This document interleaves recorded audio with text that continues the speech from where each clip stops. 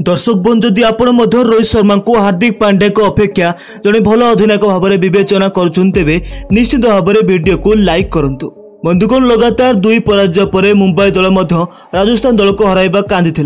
Hardik Pandya Mumbai Indians अधिनायकत्व को छाड़ी रोहित शर्मा निकट को जाई आलिंगन करते जहाँ कहते समग्र भारत अभिवादन जनाइला। तेणु बंधुगण रोहित को क्षमा मागिया बेले शेष में हार्दिक पांड्या कौन कहते जहाँपर समग्र भारत हार्दिक विषय पागल हो गए। हार्दिक पांड्या कौन कहले जानापी वीडियो शेष पर्यंत रुहतु। किंतु ए पूर्व आपण समस्ते कौन भावुंट हार्दिक पांड्या और रोहित शर्मा मध्य जड़े भल अधिनायक किए दयाकोरी आपण मत गोटे कमेंट करी आमको निहती भाव में जनातु। तेज आसतु बर्तमान वीडियो आरंभ करवा। बंधुगण आज मुंबई और राजस्थान मध्य यह मैच मुंबईर वानखेड़ा स्टाडियम रे खेला जाइथिला। ए मैच राजस्थान टॉस जीति प्रथमे बोलिंग करने को निष्पत्ति नेथिला एवं यह निष्पत्ति से बोलर को सठिक प्रमाणित करथिले। राजस्थान 20 रन स्कोर रे मुंबईर 4टी विकेट नेथिला। यापर अधिनायक हार्दिक काउंटर अटैक करी दल को मैच को फेराई आने को चेष्टा करथिले किंतु से आउट होगा मात्र मुंबई संपूर्ण खसी जाइथिला एवं 20 ओवर 9 विकेट हराया पर मात्र 125 रन संग्रह करथिला। से 34 रन संग्रह करथिले एवं तिलक वर्मा 32 रन स्कोर करथिले।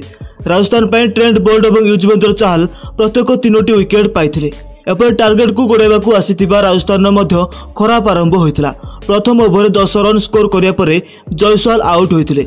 यापर सोनू सैमसन 12 रन स्कोर करिया परे एवं जस बटलर मध्य 13 रन स्कोर करिया परे आउट होइथिले।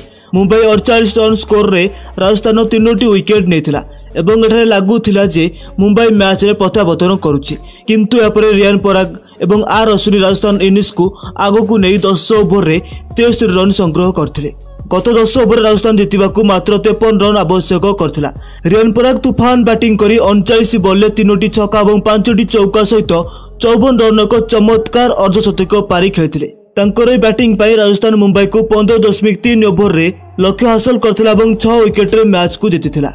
क्रमागत तृतीय पराजय पर हार्दिक पांड्या बहुत निराश होते। क्षमा मागी से पूरा मुंबई इंडियंस को फांदरे पकाई रोहित शर्मा सहित लक्ष लक्ष भारतीयों हृदय जीति।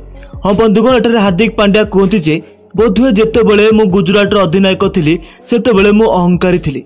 निष्पत्ति निगला जे मु कौन दल को जीवी मुझे अधिनायक करी मो दल पाई मैच को जीतबी एवं निज पाई ट्रॉफी मध्य पाइबी किंतु वर्तमान मु शेष में बुझी पारुछि जे मु रोहित को भाई को सामने किछि भी नुहे।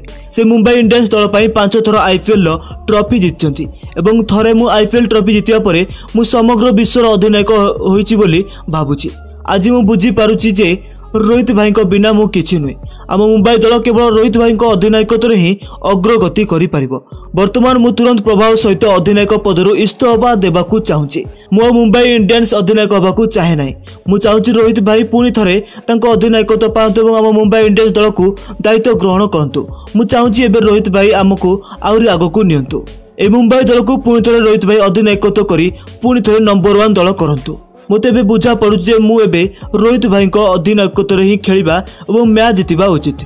मुझे मुंबईर फैंस को और नीता अंबानी मैम को क्षमा मागिबाकू चाहूँगी कारण मु देइथिबा प्रतिश्रुति रखी पारि नाही। मु बुझी पारु जे मु जने भल खेलाड़ी होई परिबी किंतु एक भल कैप्टेन हेबा पई धोनी भाई एवं रोहित भाई को परि मते बहुत मेहनत करबाकू पड़िबो। दर्शक बंधु अधिनायक हार्दिक पांड्या तांको अधिनायकत्व रे मुंबई को एपर्यंत कोनोसी भी मैच जितै पारनांती तबे से निराश होई कैप्टेन पदरु इस्तफा देवाकू मध्य चाहूछंती एवं से एपरि किछि कथा कहि समस्तक हृदय को जीतिछंती।